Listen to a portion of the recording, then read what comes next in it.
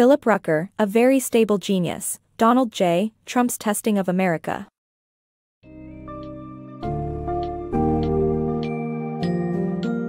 Delve into the gripping account of Donald J. Trump's turbulent years in the White House with A Very Stable Genius. In this book summary, witness the president's outbursts that alienated the U.S. military's top brass, his ignorance on subjects presidents have traditionally known, and conflicts with his advisors over foreign policy.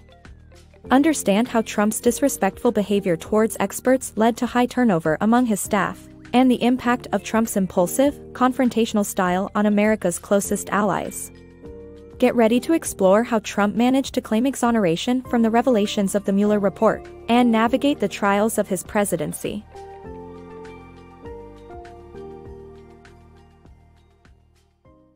A shocking presidential outburst. In July 2017, at a Pentagon meeting with the United States' top military leaders, President Donald Trump had an outburst that left them astounded.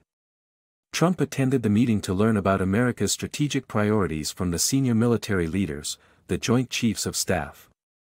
At the time, officials had acknowledged the president's limited attention span. Rex Tillerson, the Secretary of State, and Jim Mattis, the Secretary of Defense, tried to present foreign policy matters using graphics, maps, and charts to maintain Trump's focus. They attempted to convey the importance of overseas commitments, NATO alliances, and free trade with economic partners for national security. However, Trump resented being lectured and strongly opposed Tillerson and Mattis's internationalist stance. He dismissed NATO as worthless and argued that the United States was owed money by its allies. Furthermore, President Trump expressed his frustration regarding troops stationed in the Gulf, shouting, "We spent $7 billion. Where is the fucking oil?" Mattis countered by stating that the purpose of these alliances was not profit but national security, to which Trump showed no interest. Instead, he demanded answers on the lack of victory in the war in Afghanistan, declaring it a loser war. Becoming increasingly agitated, Trump went as far as shocking the entire room by shouting, "I wouldn't go to war with you people." The president then degraded the Joint Chiefs, calling them a bunch of dopes and babies. The room fell into stunned silence after his grave insult. After the meeting had concluded, Tillerson ultimately echoed the thoughts of others present by calling the president a fucking moron. Trump's early outburst serves as a critical moment in understanding the tension between the president and the U.S. military's top brass during his time in office. Trump's knowledge gap. Former Secretary of State Rex Tillerson aimed to strengthen the United States' relationship with India to contain China. However, President Trump's lack of understanding of global politics and India's position led to Indian Prime Minister Narendra Modi mistrusting the U.S. Trump's ignorance extends to history and critical events like the attack on Pearl Harbor, which saw him questioning its significance while in Honolulu. Advisors tried to prepare him with summaries of various issues, but his patience was famously short, earning him the nickname, "Two-Minute Man." This lack of preparation was also evident when Trump stumbled while reading a section of the U.S. Constitution for HBO, highlighting his unfamiliarity with the document itself. In an attempt to manage China's rising influence, Rex Tillerson sought to build stronger relations between the U.S. and India. When preparing President Trump to meet Indian Prime Minister Narendra Modi, they discussed China's aggressive posture. However, Trump interrupted Modi with the naive remark, "It's not like you've got China on your border," leaving Modi unconvinced about Trump's ability to protect India's interests. Consequently, Tillerson's plan for a U.S.-India alliance was futile. President Trump's knowledge deficiency goes beyond geopolitics, extending into history. When visiting Honolulu in 2017, close to the anniversary of the Pearl Harbor attack, Trump inquired about the infamous incident's purpose, stunning his chief of staff, John Kelly. The president's ignorance of the event that prompted America's entry into World War II was troubling. Advisors continually attempted to inform Trump by providing summaries of essential topics. However, his limited attention span made it difficult for him to absorb any necessary information, resulting in the nickname, "Two-Minute Man." This impatience also led to unpreparedness during public appearances. For example, when an HBO crew arrived at the White House to film Trump reading a part of the U.S. Constitution, his lack of familiarity with the document was embarrassingly clear. Struggling to read the text, he complained about its archaic language, likening it to a foreign language. In contrast, both Vice President Mike Pence and former Vice President Dick Cheney read sections effortlessly, understanding and respecting the document's importance. With Trump, it seemed as if he was encountering the Constitution for the first time. Trump's treatment of expert advisors. In 2017, professionals who joined the Trump administration were split into two groups: ardent supporters and skeptics leery of his unorthodox methods. The skeptics, viewing themselves as the adults in the room, sought to provide their expertise to the president. However, Trump regularly clashed with advisors, displaying little respect for their expertise and often subjecting them to ridicule or impossible demands. H.R. McMaster, Trump's first national security advisor, became a target of mockery for providing honest, often difficult truths. Kirstjen Nielsen, the administration's Secretary of Homeland Security for a brief period, faced immense pressure to implement illegal and impractical policies. Both eventually left their positions due to this ongoing tension. Trump's impulsive diplomacy. On multiple occasions, former President Trump made hasty foreign policy decisions, often disregarding advice from his close advisors, including former Secretary of State Rex Tillerson and former National Security Advisor H.R. McMaster. Examples of such impulsive actions include congratulating Russian President Vladimir Putin on his dubious election win, despite the insistence of his national security team not to, and the abrupt withdrawal of American troops from Syria following a conversation with Turkish President Recep Tayyip Erdogan. In 2017, Tillerson and Kelly visited Mexico to defuse tensions created by Trump's insistence that Mexico should pay for a border wall. They reassured Mexico's government that the U.S. wouldn't be sending troops to the border, but their efforts were undermined when Trump unexpectedly announced just that. This pattern of impulsive policymaking continued throughout Trump's presidency. The next year, Trump decided to congratulate Putin on a contested election victory supposedly marred by rigged practices. Ignoring McMaster's advice not to endorse Russia's president in such a manner, Trump went ahead with the congratulatory call anyway, even dismissing visual cues such as "Do not congratulate" written in capital letters. In December 2019, another sudden decision by Trump raised eyebrows: the United States withdrawal from Syria.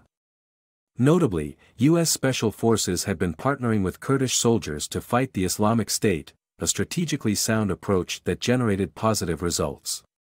Military leaders in Washington cautioned against a premature departure, aware that their adversaries might capitalize on the vacuum. Regardless, Trump had been on board, only to reverse course abruptly. A call with Erdogan prompted Trump's change of heart.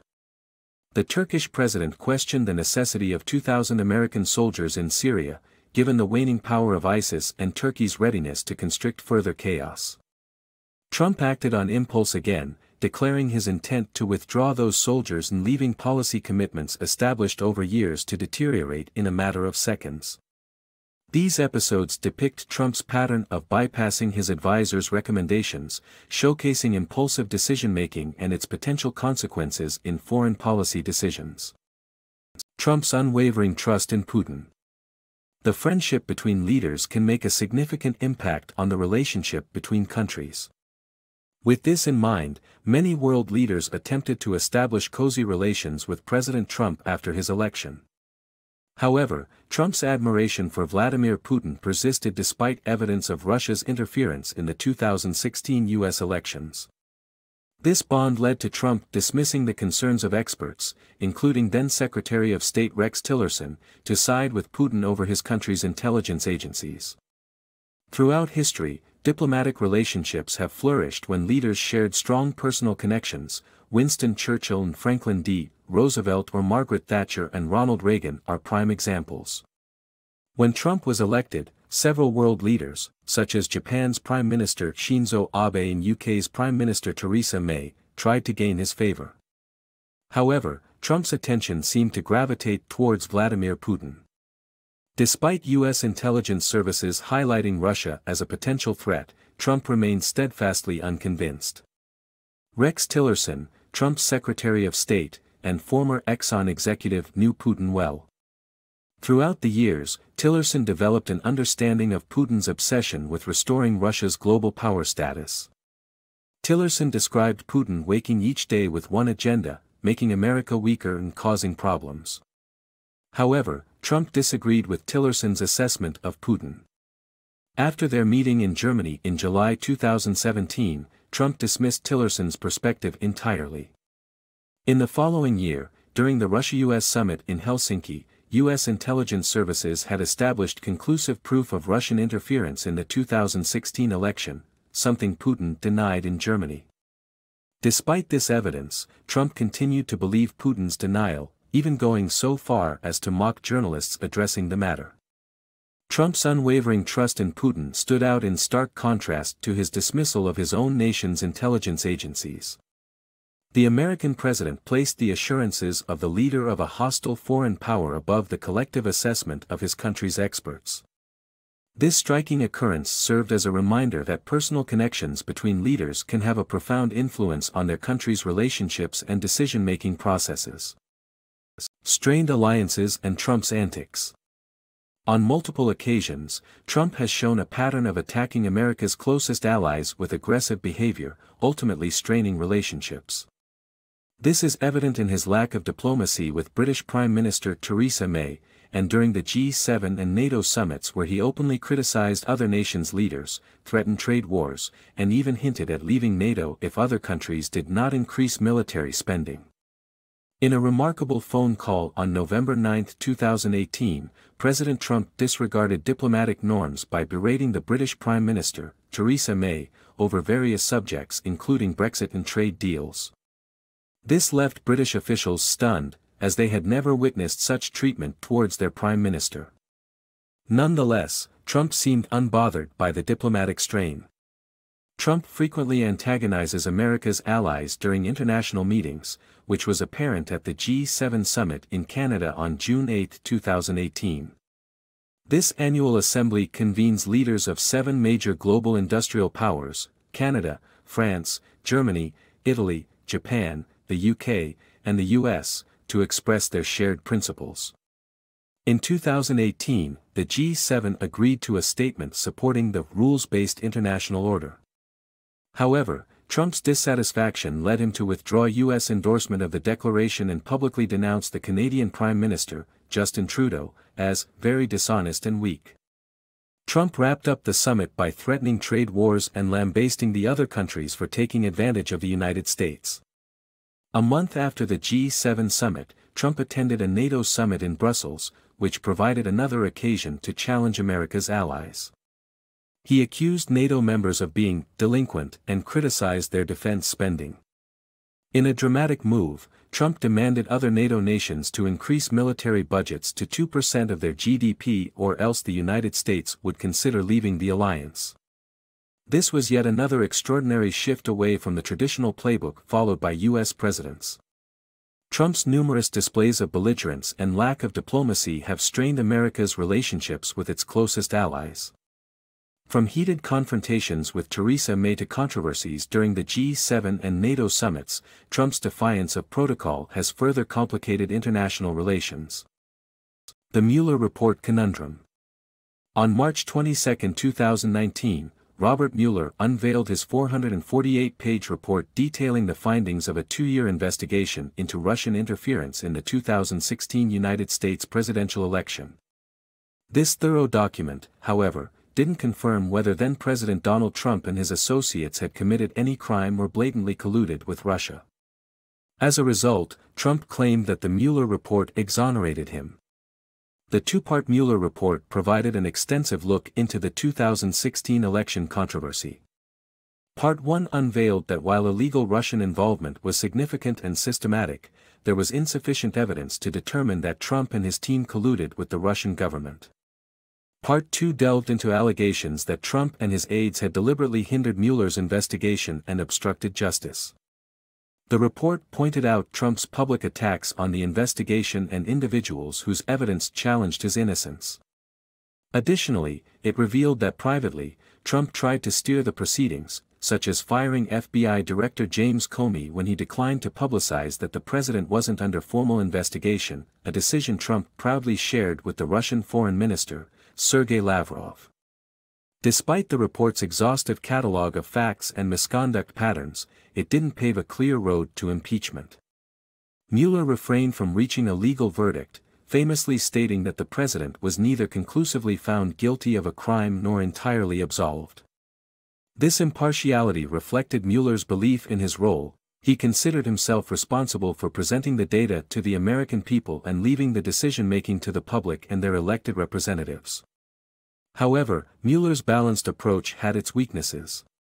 His former FBI colleague, Frank Figliuzzi, noted that we live in a Twitter society. People are inclined to read headlines rather than absorbing dense reports like the one Mueller had produced.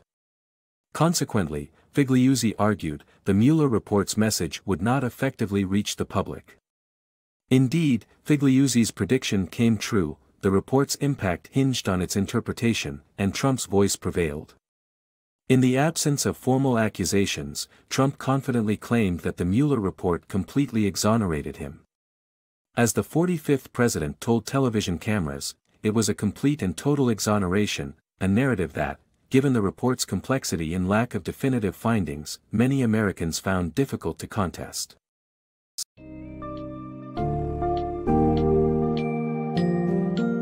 As our journey through the Very Stable Genius concludes, we have observed President Trump's fraught relationships with military leaders, his demonstrated ignorance of crucial information, and challenges he faced with his advisors. We saw the negative impact of Trump's impulsive decision-making on foreign policy and the strain it caused on America's relationships with long-standing allies. In the end, the Mueller report exposed instances of misconduct but failed to provide a clear legal verdict, ultimately allowing Trump to proclaim his exoneration. Gain insights into the tumultuous years of Trump's presidency as you read along with A Very Stable Genius.